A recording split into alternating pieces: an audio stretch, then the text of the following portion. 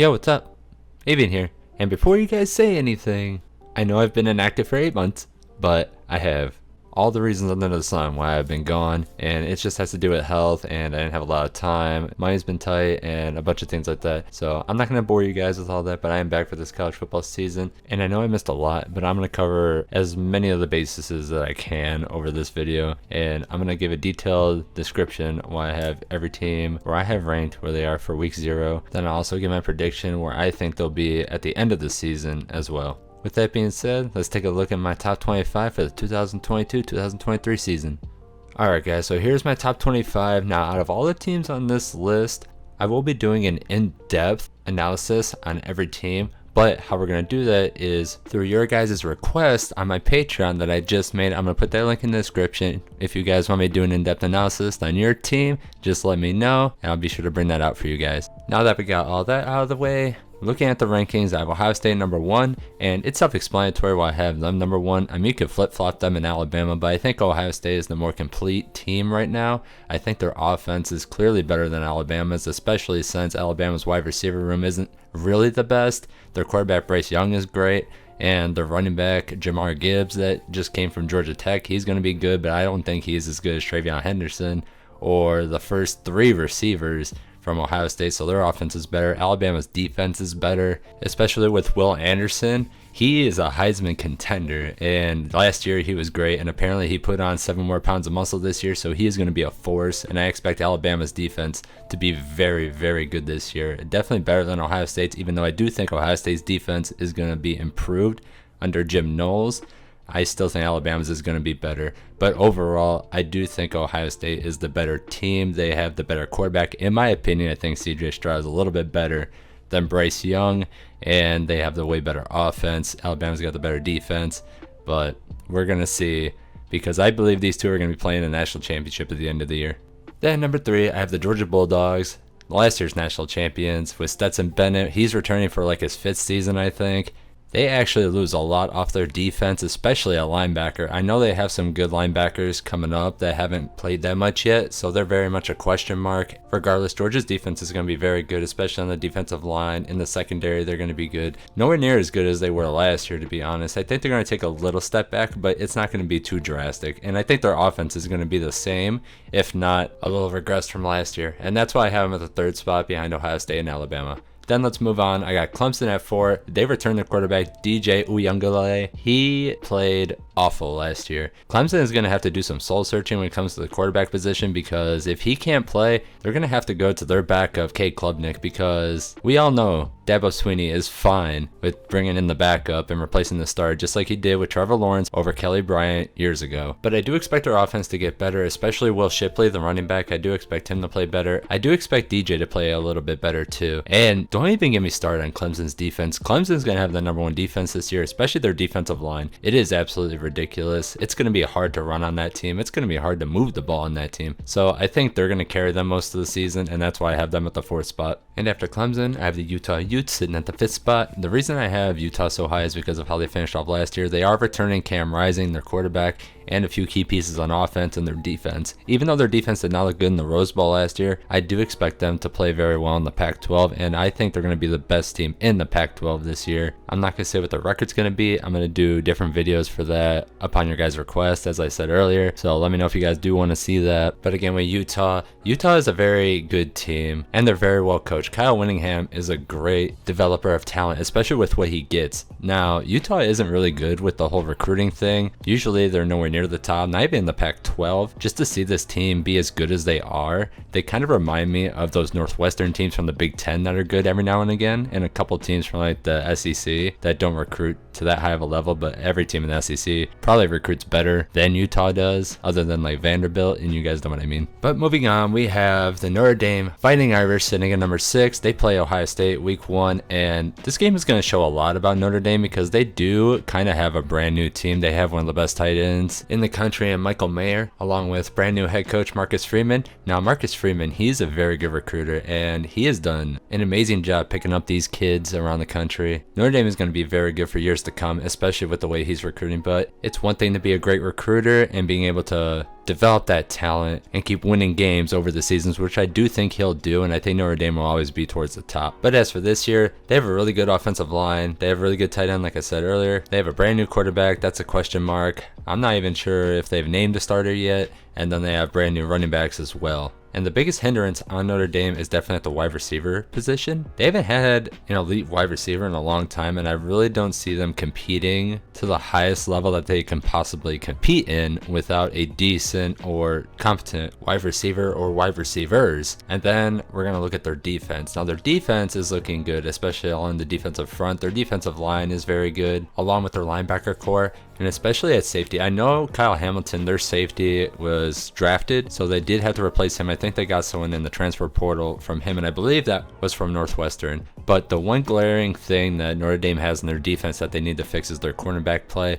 That's one position that Notre Dame hasn't been good at in a while, and that's why I have them sitting behind Utah. And now moving on, at number 7, I have the Michigan Wolverines. They returned their quarterback, Caden McNamara, even though he's in a battle with J.J. McCarthy. I don't know who's going to be starting this season yet. I believe J.J. McCarthy is the better pick out of them and gives them the bigger chance to win every game they play with, even though Caden McNamara is kind of like that safe option. Then they also lost Hassan Haskins to the NFL draft, so they have Blake Corum as the running back. I don't know who they really have behind him. I think they have a guy named Edwards. And then a wide receiver, I don't think they have that many choices at wide receiver. I think that's going to be a hard spot for them this year. And then along the offensive line, they have a decent offensive line. And then when you look at Michigan's defense, this is where you start to see a little bit more of the holes come out, because they did lose Daxton Hill to the NFL draft. They lost Hutchinson. They lost Njabo. So they're replacing a lot on that defensive front and in that safety position. So I do expect them to take a big step back, especially when it does come to that defense, especially in pass coverage and being able to get to the quarterback. But I also believe that their interior defensive line is good, their linebackers are good, and their corners are definitely decent as well. And after Michigan, I got Texas A&M Aggies sitting at the number 8 spot. Now, Texas A&M is in kind of a weird spot right now, because I also don't know who's going to be starting for them at quarterback, because they have Max Johnson, which I think he's the more accurate option, but he's also like a game manager. He's not going to really win you the game, but he's going to play consistent, and the other parts and pieces you have will have to win for you. Whereas Haynes King, the other quarterback, he's more mobile, he's explosive. I think he has got the bigger arm as well. He can win games for you, but he seems to make a lot of mistakes. So when you're playing teams like Alabama, you can't be making those mistakes, but you do have to be making big plays to win. And speaking of big plays, I don't really see who they have at wide receiver that's going to help them win games particularly, or at running back as well. And then kind of looking at their defense, I'm thinking they have a good defensive line, and they also have a good offensive line, but primarily on defense, I kind of see the same happening this year that happened last year. I think that they're going to show like a little improvement, but not to the point where it's going to win them a lot more games. But I do expect to see some of their freshman talent. You know, they have those 8 5-stars that they picked up last year. I expect to see them getting some playing time. And for the next couple of years, I think their defense is going to be ridiculously good, and it's going to be the best in the SEC. Then sitting behind Texas A&M, I do have NC State. Now that's going to be a little surprising for some people. Some people have NC State outside their top 10s and whatnot, but they're bringing everybody back on defense, and they easily have the second best defense in the ACC, and they have a really good defense overall. They almost bring everybody back, and then on offense, they're bringing their quarterback back as well. So I expect NC State to play very well. I expect them to win a lot of games this year. And then barely sitting behind NC State, I have the Baylor Bears, winners of the Big 12 last year. Now the thing about Baylor this year, they're going to definitely be a little bit more pass heavy, I believe, because their quarterback, Shapen, he's going to be the starter instead of Gary Bohannon. He transferred to USF, I believe. And this dude played against Oklahoma State last year, and he threw like 20 straight completions or something like that, something insane. And I know Baylor's going to have to establish the run. I think they have a good running back coming back, as well as a good offensive line as well. Their defense is also still solid, but I do have some questions about them as a whole, because a lot of their scoring last year was running. So I guess we'll just have to see where they're at. Then after Baylor, I have the Oklahoma Sooners sitting at number 11. They have a brand new head coach in Brent Venables. He's never been a coach before, so I don't know what to expect.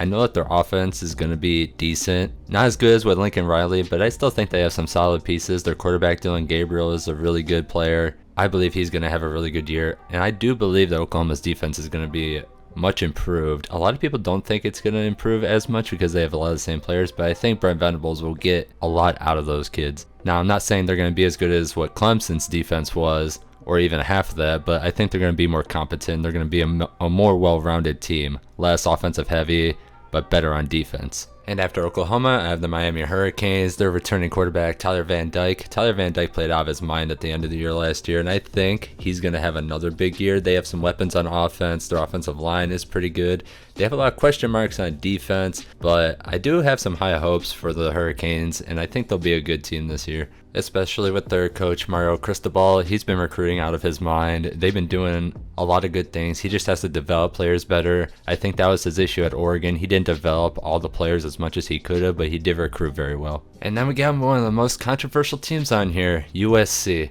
Now, a lot of people don't even have USC in their top 15, some do, and the reason I have them in my top 15 is because of Lincoln Riley, Caleb Williams, and just bringing everybody that they brought over from Oklahoma and in the transfer portal, especially bringing back the Biletnikoff winner in Addison. And honestly, I see the problem with USC this year being their defense, no surprise at all, but that's not a knock on Lincoln Riley as a whole. USC didn't have a good defense last year, and they're not going to have a good defense this year no matter what Lincoln Riley does. He didn't have a good defense at Oklahoma either, but they were still able to make the playoff. They were still able to have good teams with him running that offense, and obviously as Caleb Williams, and he brought back all those people, so I do think that they're going to have a good season, and especially in the future. USC is probably going to be the best team in the Pac-12 within the next few years. And speaking of Oregon, I have them at the 14th spot, right behind USC. They have a brand new head coach as well, Dan Lanning. He's the defensive coordinator at Georgia. Now they're the Oregon Ducks head coach. I'm really interested to see what the scheme he brings is, because they have transfer Bo Nix. He came from Auburn. And then they're also going to have a solid defense in my eyes. They're really good at linebacker, 2 All-Americans playing at that position. And then they also have a decent offensive line as well, and pretty decent defensive line. All I have questions about is a couple of their playmakers, like a wide receiver and running back. Other than that, I think Oregon's going to be a solid team. And running at the top 15, I do have Oklahoma State. Now, a lot of people have Oklahoma State a lot higher, especially because of what they achieved last year. But this year, I do not think they're going to be that good. I do think they're going to lose more games than they did last year, just because they're losing a lot on offense. I know they bring back their quarterback, Spencer Sanders, and I think they're also going to lose a lot in their defense. They also lost their defensive coordinator to Ohio State, Jim Knowles. So there's going to be a lot of different things to think about this team, and I'm just not really sure to put them because of all those changes, but I don't think they're going to be as good as last year. Then number 16, I got Kentucky. Now Kentucky, I think their issue is they're very one-sided. And Will Levis is a really good quarterback and everything. I think he's a little underrated for what he is and what he can do, but they're more of a running team. And while he can run the ball, I think he does have to spread the ball around a little bit. And I don't think Kentucky has the weapons for him to spread the ball around like he needs to if they were going to be ranked higher, which is why I have them at 16, because their defense is really good under Mark Stoops, and I have no problems with it at all. It's just being able to score, spread the ball around, and be dynamic on offense. I mean, they're kind of in the same boat as the next team I have up here. At number 17, Michigan State. Michigan State could run the ball with Kenneth Walker. Obviously, they lost him, but that was the main majority of their offense. I don't know who Michigan State's going to replace him with. I don't know if you can replace someone that talented and had that much production, which is why I think Michigan State's going to take a big step back. Now, a lot of people either have them really high or really low just for losing Kenneth Walker, and they don't know how Michigan State's going to respond. They had one of the worst passing defenses last year, and I do expect it to get a little bit better this year, but I don't expect it to be that good. They'll have a good defensive front, but I don't see their secondary getting that much better after 1 year, after all the issues that they had, even though most of them were brand new. Moving on to my 18th spot, I have Penn State. Penn State returns Sean Clifford. Again, I think this is his 4th season or 5th season as well. I think the main problem with Penn State is their offense. They did not have much of a run game last year, but this year, I'm not sure if it's going to improve. It has to improve if they're going to compete against Ohio State, Michigan State, Michigan, and just most of the teams on their schedule. They have to produce more. I don't think they have many dynamic receivers this year, which is definitely going to hurt them, but I think they're going to have to hang their heads on their defense again. I think their defense is going to be very good this year, kind of like it always is, but if Sean Clifford can make some plays, because we do know he's a little accurate, he does have things to work on like his mobility. I think Penn State could be a decent team, and I really think they're underrated. They weren't ranked in the AP poll, which really shocked me. And speaking of shocking, I have Ole Miss sitting at the number 19 spot, and they had a shocking year last year, going 10-2. This year, I honestly believe it's going to be a little bit different. They do have transfer Jackson Dart. He's probably going to be the starter at the quarterback position, and then they also have a transfer at the running back position, Zach Evans. I think they're going to be a dynamic duo, but they're going to have to figure things out at the beginning. Then the defensive side of the ball, I do think that they're going to be a little bit better on defense. I do think they'll take that step forward, but on offense, they're going to take a little step back. I do think they're going to be a little worse this year than they were last year, maybe lose a couple more games. We're going to have to see. I might do a prediction on them. If that's what you guys want, just let me know. Then running out the top 20, I got Wisconsin. Now, a lot of people are down on Wisconsin. I'm kind of down on them too, but looking at other people's rankings, at 20 is actually kind of high for them. And I know people are harping on their quarterback, Graham Mertz, and I don't think he's that good either. I think he's very overrated. They need a better quarterback, but they have a superstar running back in the making. Braylon Allen is going to be an absolute beast, and this year he's going to carry that team. Look, most years Wisconsin doesn't have a good quarterback anyway, as long as they have a superstar running back and a superstar defense, which this year they're going to have a really good defense again. And then they're also going to have a really good offensive line and defensive line. And if Graham Mertz can just play decent, then Wisconsin's going to be decent. They'll probably win around 10, 11 games again if they get decent to good play out of him. Now here's where shit hits the fan, because I have Texas at 21. A lot of people have Texas either like around the 15 mark or not ranked at all, but I have them at 21, kind of right there in the middle, just because the potential they have. And no, I don't think Texas is back, even though Quinn Ewers is really good, or highly touted, I should say. He hasn't played a meaningful game yet, so I don't know if he's going to be good in college. But Texas returns a lot on offense. They return Bijan Robinson, then they return Xavier Worthy, and a couple other players as well. But honestly, the biggest issue with Texas is their offensive line. They're starting a bunch of true freshmen, and it's not looking good at all. Their only experienced offensive lineman got hurt, and then their defense is still not that good.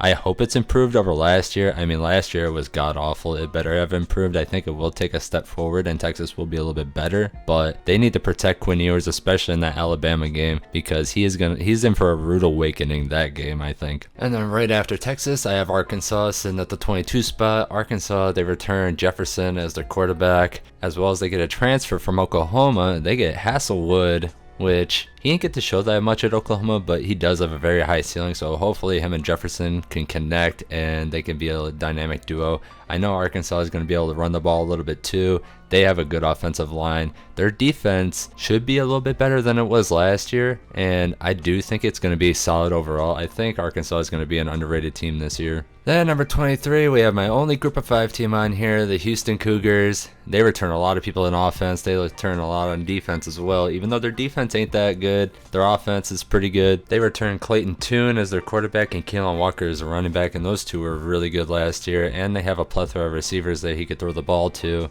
Now, for as their defense is okay.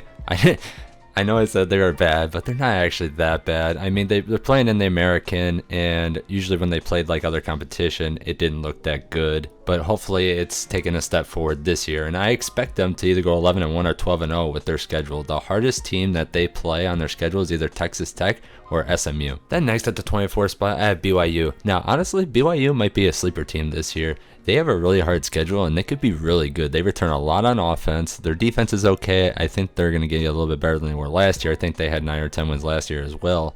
And this year, if they get through this hard schedule and having 11 wins, you can see them in the top 10, maybe even further up. And rounding out the top 25, I have Tennessee. Now, I know a lot of people are going to think Tennessee is a little bit too low. Honestly, I think because of where they ended last year and how hard the schedule is, this is a good ranking for them. I know Tennessee brings back Hendon Hooker. I know they bring back a good offense, and their offense is going to be very dynamic. Their defense has to get a little bit better. I do think it will eventually get a little bit better. Maybe not at the beginning of the season, but as the season goes on, it'll get better. Tennessee's whole dynamic with their offense, they have to go fast, and that's how they play. And then their defense is on the field more, which is why their defense isn't as good.